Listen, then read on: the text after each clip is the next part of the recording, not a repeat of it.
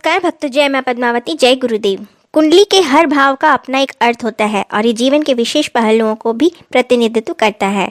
कुंडली के भाव वास्तव में ज्योतिष को महत्वपूर्ण और आवश्यक बनाते हैं। हालांकि ये काफ़ी जटिल है और हम इसमें विस्तार से अगर देखें तो ये बहुत बड़ा ही विषय बन जाता है। परंतु कुंडली का 10वां घर जो कि कर्म भाव है, यह काम करने के लिए सामाजिक स्थिति का भाव और आपके द्वारा किए जाने वाले कार्य और आपके द्वारा शामिल किए गए पेशे से संबंधित होता है। इस भाव को देखने के लिए आपके करियर के मार्ग का पता चल सकता है। इस भाव के प्राकृतिक स्वामी ग्रह और राशि है शनि और मकर। शरीर से संबंध है इसका घुटने और जांघों से। दशम भाव के संभव में यानी आपके बॉस, नेता, शक्तिशाली लोग, आपके पिता जैसे अधिकार वाले लोग इनमें प्रतिनिधित्व करते हैं।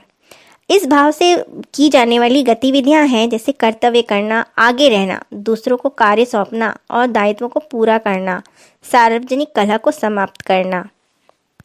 परंतु किसी भी प्रकार से यदि इस घर में आपके शत्रु ग्रह बैठ जाते हैं तो यहाँ पे आपका कार्य करना नामुमकिन सा हो जाता है। इस घर की रेमेडी के लिए सबसे सरल उपाय यह है कि नेत्रहीन व्यक्तियों की सेवा करें।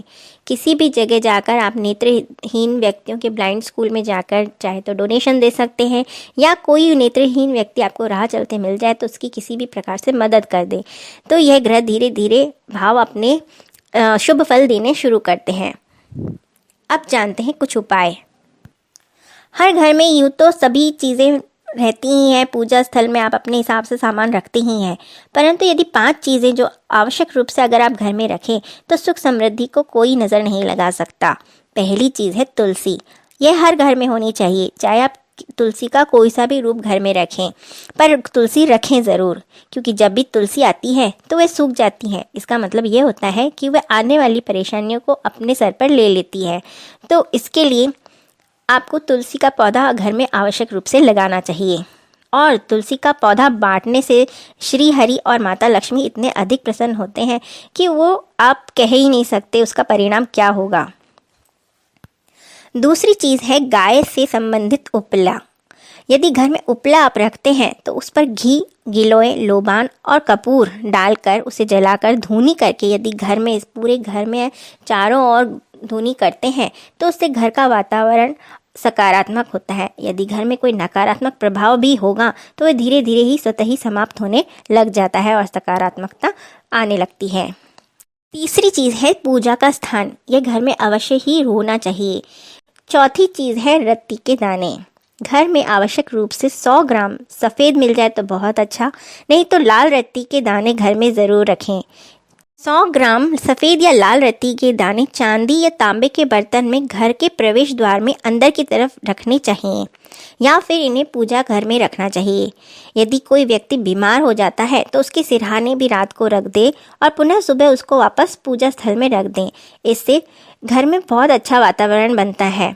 घर की सारी नकारात्मकता यह दाने सोख लेते हैं। घर में यदि लड़ाई झगड़े का वातावरण बना रहता है या स्थिति आपकी कमज़ोर पड़ी हुई है और घर में कई जगह टूट फूट हो रही हैं तो वास्तु दोष का निर्माण करती हैं। इस अवस्था में ये वास्तु दोष का निवारण का कार्य करते हैं। तो कुछ दाने रत्ती के कपड़े में बांधकर लटका देने चाहिए। हर कमरे के एक कोने में अवश्य ही लटका दें। और जब भी पूजा हो, कोई विशेष पूजा होती है, तब इन्हें रख लें पूजा स्थल पर, वापस उन्हें लटका दें। रसोई में तो आवश्यक रूप से ही इस पोटली को बनाकर लटकाना चाहिए, और या हफ्ते में एक दिन या एकादशी या पूर्णिमा के दिन इनको पूजा में रख के एनर्जाइज ज़रूर करें।